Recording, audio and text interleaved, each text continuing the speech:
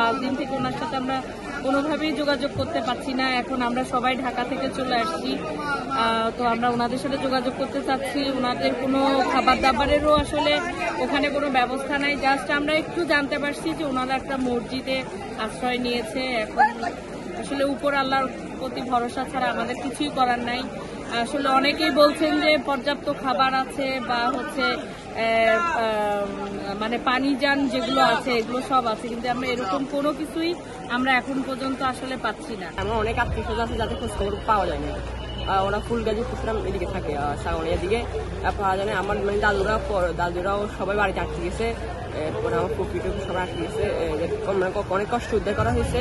2টা নাতিন আছে আর একটা ভূতের বউ। এখন আছে কিনা এটা জানি না, এটা তালাশ করিয়ে কেউ পায় কিনা।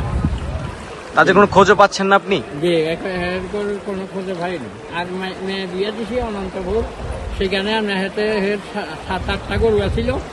এখন গরুগুলো আছে কিনা, নাতিনেরও আছে কিনা এটা জানি না।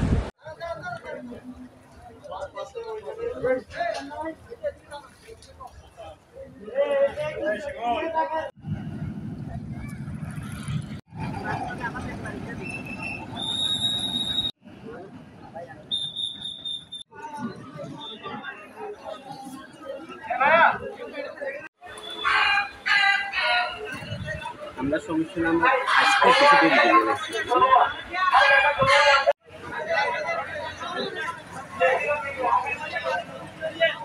আমরা যখন প্রথম দিন আসি পরশু দিন, তখন সেদিন আসলে পানির অনেক স্রোত ছিল, পানি শুধু বাড়তেছিল। আজকে আমাদের 3 নম্বর দিন যেটা বুঝতেছি যে আসলে আমাদের অনেক বড় বোট, কিন্তু এখানে এখন এই বোটটা নিয়ে আমরা আসলে শহর থেকে অন্য কোথাও মুভ করতে পারতেছি না, কারণ এখানে আসলে খুব বেশি আপনার পানি নেই আর কি।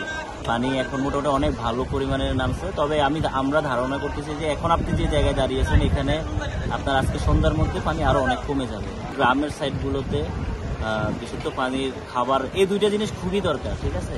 এখন কেউ বড় বোট নিয়ে এসে আসলে খুব একটা লাভবান হবে না, কারণ শহর থেকে ভিতরের দিকে বড় বোট নিয়ে যাওয়া যাচ্ছে না। হয়তো ছোটখাটো নৌকাগুলো খুব কাজে দিচ্ছিল। এখন আমরা একটা ভুল করছিলাম, আমরা ছোট কোনো নৌকা নিয়ে আসি নাই। ওইটা যদি থাকতো আমরা আসলে আরেকটু আজকে কাভার করতে পারতাম আরো অনেক কিছু ত্রাণের কাজটা।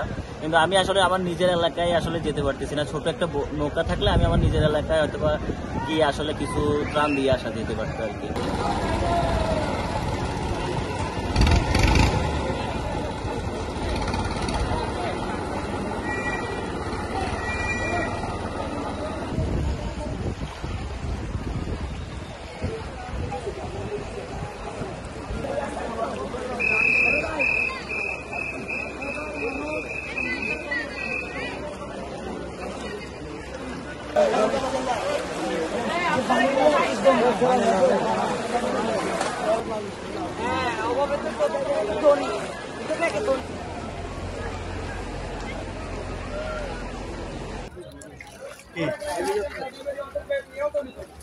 মহিপাল থেকে সেই রোডে আসলে পানি নেমে গেছে। আমরা হাঁটুর নিচে পানি দেখতে পাচ্ছি, কিন্তু যতই আমরা ভিতরের দিকে এগিয়ে আসতেছি হাঁটুর থেকে কোমর পর্যন্ত পানি চলে আসছে।